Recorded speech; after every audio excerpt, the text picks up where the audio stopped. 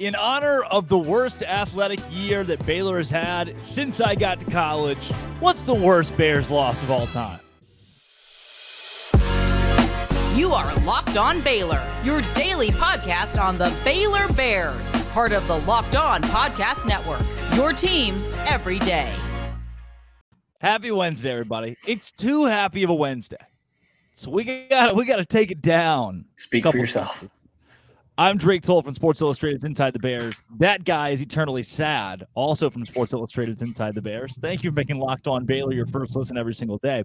Is Baylor athletics cursed? The answer is it's probably yes. I'm sure every fan base would say that. Maybe Baylor a little bit more so than most, based on what we'll unpack today. I want to say, Cam, law of averages. This has been the worst year of Baylor athletics since I got to college. It's objective. It is objective. It's been the worst year. Didn't have the safety blanket, yeah. Yeah, they were bad at football my sophomore year, but then won a national championship in basketball. So, balanced it out a little bit. Your Boston Bruins, the greatest hockey team of all time, bounced by the 8th seed in round 1 this weekend. Surely they didn't have a lead in the series or anything. Not even a 2-game lead. Or the game in question. Right. So because of that, I asked Cam, I said, Cam, what do you want to talk about today? And he said, what about the worst Baylor losses of all time? And it would be really hard. And what was the reason I said that, Drake? Because when you have a bad loss, it controls your life. Yeah. It really does. And it's something that just sticks with you. And I've had a lot recently, but specifically that Bruins game 7 we were talking about. One of my first thoughts when I finally got back, came to after the overtime winner for Florida, I said, This is something I am going to have to live with for the rest of my life. And that's an extreme example. There's a couple of those in my life, but when it's a bad loss, it controls everything. And so the Celtics with a heartbreaking loss last night as well. No Embiid for the Sixers, Celtics playing at home. So of course they lose. And so when you asked, I said that the only thing that has been on my mind is trying to stay alive hour after what these teams have been doing to me. So I thought, why not? Let's just talk about that a little bit more. Why not? Male pattern baldness or tough losses from your favorite team? Dude, I would be bald in a second if the Bruins won the cup this year. A second. I would bick the thing. I don't even care. Actually, bicking looks better than George Costanza. I would take the George Costanza bulldozer look tomorrow. I already have the Diet Coke. I would do it tomorrow for the Stanley Cup. Tomorrow. Yeah. Even maybe to just win that series. For others, your comparison here. Remember that one time that Alabama lost to Texas A&M 3 years ago when Bama was undefeated and A&M was 5-5 or whatever it was? It's that, except that was just the last game of the season. It was such a bad loss that Alabama packed it up and said, "Our year is done. We're done." That's your NHL equivalent in college football. Baylor-wise, there's a lot. There's a lot we can pick from here. It would be also like a 1 seed losing to a 16. Yeah, but Purdue wasn't the most dominant team of all time. Yeah. So the Bruins were. That's a problem. Anyway, the Baylor conversation, I'm going to narrow it down to the last 25 years because any Baylor loss prior to that was pretty much yeah, and that's the thing is there's no direct comparison, is there? Because they never had the best team ever. And then have it fall apart. Right. This is maybe a undefeated Gonzaga loses, but also that would be in round 1 or round 2. Yeah. It's just tough to find a good comparison for what the Bruins did this last weekend. For Baylor, tough to find a comparison. It's a caveat. It's really tough to find a terrible loss 25 plus years ago because most every loss was like, oh, yes, okay. That's what we did. That's just that's how it went. In every sport as well. It was pretty much across the board. Athletics were just, not great. Somebody out there screaming that the Baylor track and field team was good. They were. Yes. They were. Quarter miler you. Michael Johnson. But he was there, yeah. Let's start in a realm where I don't think people were going to go first. When your first thought is worst Baylor loss of all time, you don't think this, and I do. 2012 college baseball. That was on my short list. That was on my short list. Paint you In terms of yes, the big picture, the stakes, the way it happened. Baylor's maybe the greatest team in college baseball that season. They rattle off 24 straight wins at one point. They're mowing through Big 12 teams. They sweep A&M, which was a big deal. They are the pinnacle of college baseball. Max Garner, a pretty big contributor to this team. A lot of you know Max. He's been on the show a couple times. Well, taking to the late innings of the game, and Baylor can close this thing out at 4-3. Can close this sucker. This is the super regionals, by the way. Yep, against the University of Omaha. Game 2. Game 1, by the way, Baylor just dominated. Absolutely blew. This is the Feed the Beaver year. Baylor dominates Arkansas. Yours truly watched the entire series, every pit. Game 2 comes down to the wire. 1-run game. Bottom of the ninth. Arkansas, the home team, because it's a super regional. Bases are loaded because of an error that would have been a game-ending double play and sent Baylor to the World Series. Bases juice, 3-2 count. Max Garner is on the bump. All he's got to do is put it in there. Throws a curveball. If you ask Max today, he'll tell you it was a strike. Umpire didn't think so. Walks in the game-tying run. Max is pulled from the game. New closer comes in. New pitcher comes in. Guess what he does? 4-4 ball game.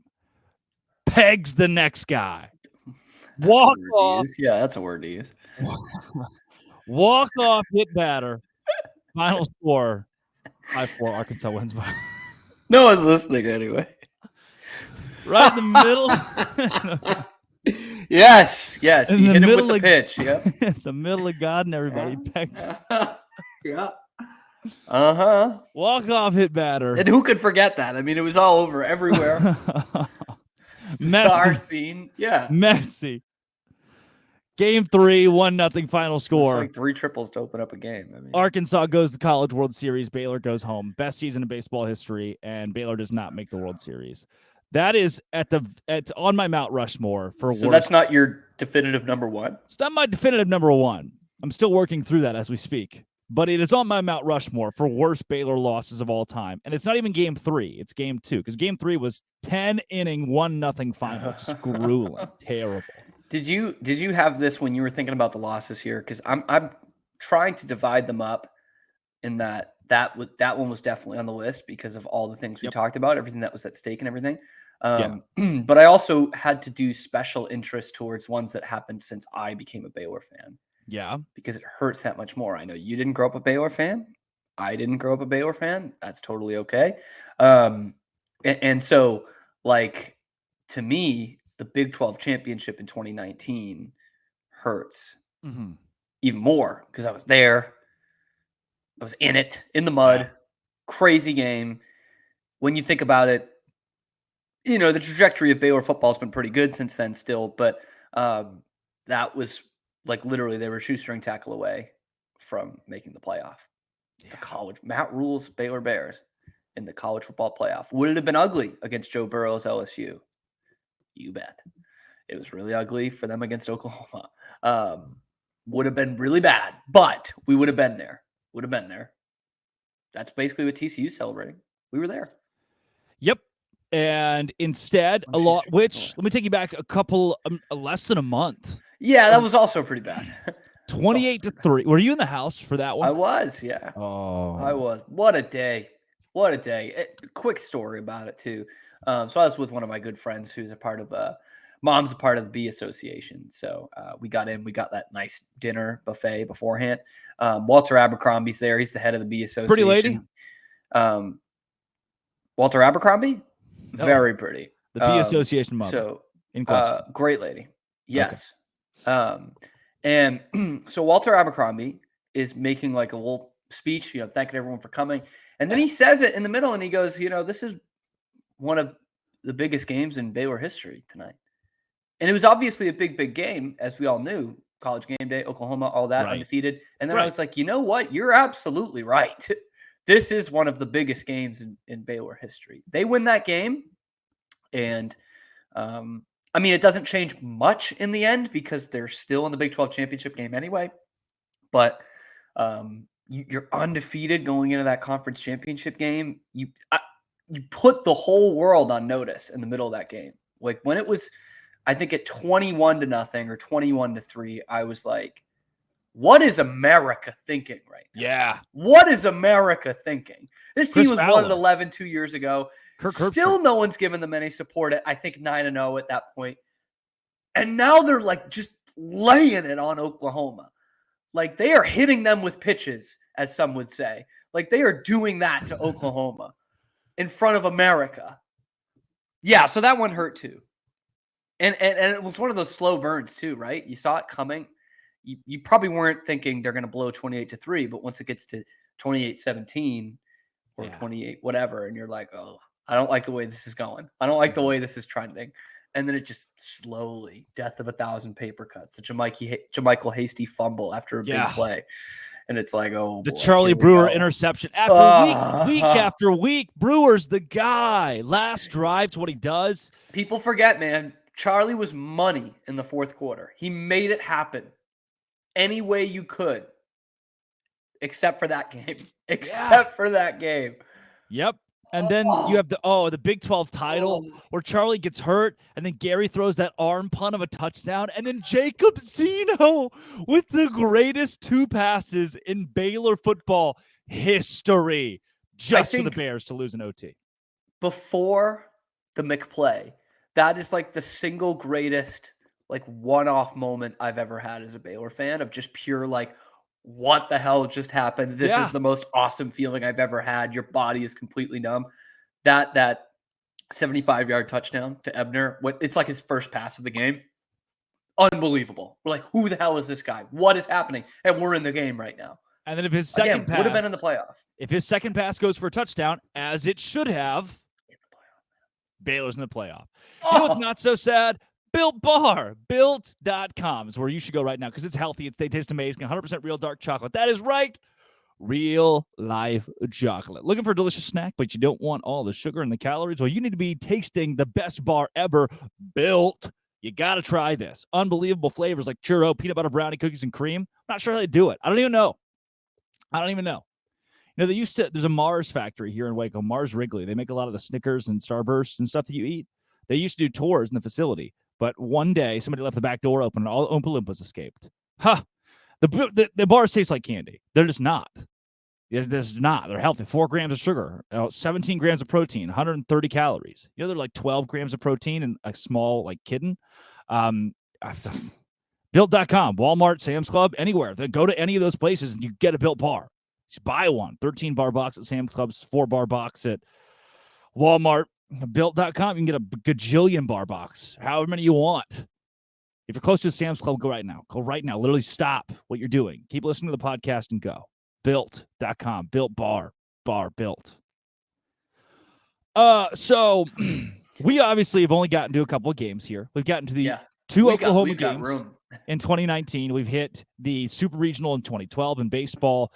I want to throw out the other football ones, 1999 Baylor UNLV. I think a lot of people would say this actually. Still regarded as it's got to be on the Mount Rushmore because all you got to do is knee it. Just knee it. And UNLV beats Baylor 27-24. Here's what I don't like about UNLV. This comes from a list from our Daily Bears, by the way. They list off some of the worst losses in Baylor history. This is an old list, but also these are all within 5 years of each other. 70-22, Baylor loses to Cal. 30-29, they lose to Boston College. They lose to North Texas in 03, 52-14. Lose to A&M in 03, 73-10, just to beat them the next year, by the way. Lose to Texas. Wait, really? Yeah, no kidding. Sean Bell, this day in Baylor history. Bad uniforms, by the way. 2001, they lose to Tech 63-19. There are a lot of bad losses. They lose to UAB 56-14, by the way. A lot of bad losses in this 5-year gap. So the UNLV game's up there, but also, like, what do you expect? I think there's a 59-0 to Nebraska at some point in there as well. Do we rank in Liberty? That kind of Kevin Steele era? Does Liberty go up there? I thought about the Liberty one. It's in the top 10. I mean, and what's funny is Liberty's become like a very reputable program in Group of 5, if you want to call it that. But yes, that was bad, especially because we didn't know how bad it was going to become. With that team, I certainly was in the thought of like, This is probably about a 500 team. I don't think they can do any worse than 5-7. I think is what I was thinking going into that 2017 season, and they did a lot worse. And that's where we kind of opened our eyes. I think the UTSA game the next week was even worse because UTSA did not become good for another couple of years. 17-14? Also the program. Was that the 17-10, I believe. 17-10? Because I think they had one touchdown that was off a muffed punt that they got the ball inside like the 25-yard line. So I was like, these guys can't do dick. And Team so still beats Kansas, by the way. Still beats Kansas. Comfortably by 3 touchdowns. Shout out to Ish Wainwright. So, yes, Liberty is up there. I don't think it's – for me, the stakes are a bigger thing. So that's why I put both those OU losses in 2019 ahead of it. And honestly, this past year's TCU the bazooka on the brass, as they call it. That one was just pure pain. Like, that was just pure hurt, man. Like, obviously, Baylor wasn't going anywhere. It would have been awesome to wreck their season, absolutely. But to just lose like that is at home. Knowing that you can't beat them, like the seed has been planted by my writings in that week of Baylor cannot beat TCU. And then it happens again. 2021 lost TCU. Yep. Arguably worse was last year's, despite there were no stakes for Baylor.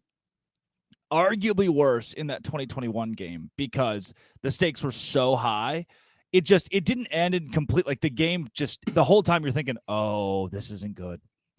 This is not good. Whereas in 2021, it was, oh, it's getting to mathematical impossibility, becoming a mathematical impossibility for TCU to win. And they still won. 21, that TCU game sucked. Yeah. Kid it was off the whole time, man. Gary Patterson just got fired. Yep. Chad Morris's son throws for 500 yards. Gary Bohannon throws a pick at the end of the game. Like, field goal range. Yeah, I was going to say, you had the game in hand again. You were like, of all this crap, we're actually still going to win this game. And if you win it, where do you go? The college football playoff. You do. And it's a little bit easier for me to look back on because of how well the season ended versus I think, we go to the college football playoff and lose to Georgia. Yeah. But another like inches away from the college football playoff twice in a 3-year span for a program like Baylor. I mean, for any program, that's unbelievable. Like, that's a great opportunity for your program, for your school, for your athletic department, especially a school like Baylor, to get within that twice and to have that one taken away from you by arguably your most hated rival in a bad season for them. They didn't even go to a bowl game. Yeah. Like, that sucked. I mean, that was the only time since I've been watching that it was like a unanimous pick of Baylor's going to beat TCU. Like, this is laughable. They just got rid of Gary Patterson. He's an institution there. Baylor's so much better. Even though it's on the road, it's a wash. Like, they're going to beat him by 2 touchdowns. And that happens. So that one is up there. That game is bad. I remember Kevin Longquist looking at me going, Baylor will win by 30. And I was like, oh, that's it. Well, that will do it. Thank you, Kevin. Obviously did not. And yeah, you think about the one-off team, Cincinnati, TCU, Washington, who have made the playoff, college football playoff, where you're like, that might never happen again. But you did it. Good job, guys. Baylor was right there twice, doorstep twice, and couldn't do it. There is we're missing a big football one. Last decade. We haven't even gotten into basketball yet, but basketball honestly doesn't have that many. But we're missing like the premier. Yeah, I know. Premier, but it's right there in people Baylor's, have been screaming it out there in Baylor's backyard, ready to win it. Baylor, Kansas State last year.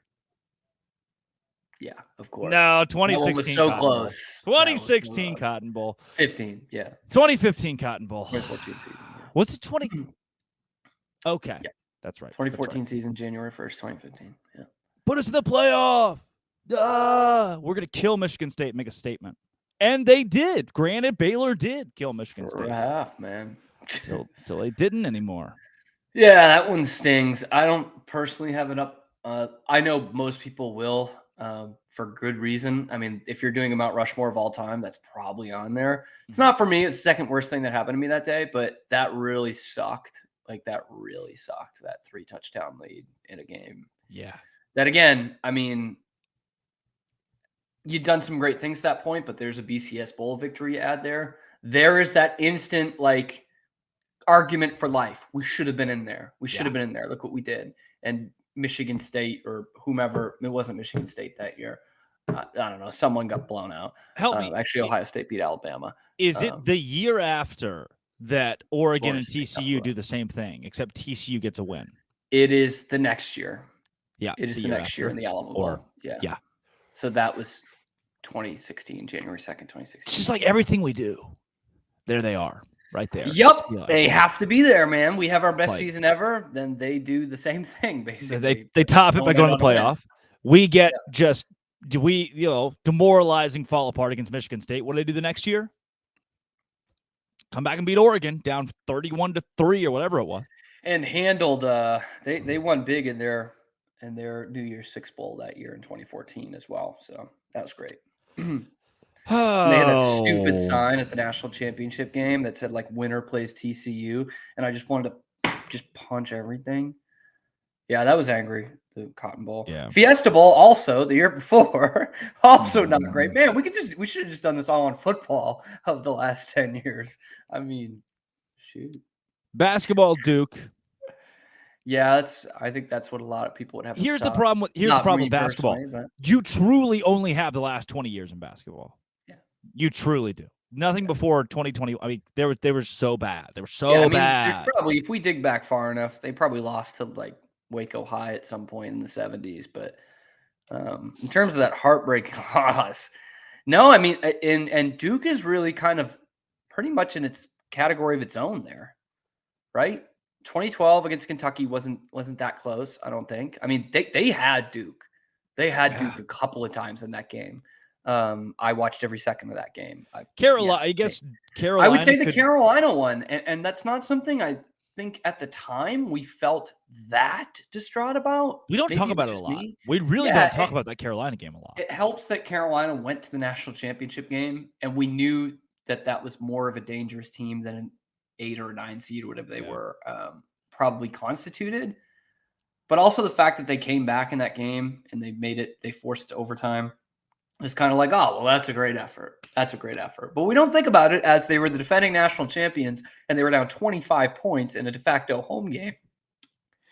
I say it a lot. Lost. Maybe the craziest game I've been to in person. That's up there. And I'm telling you, the BYU Baylor game, 3 straight missed field goals.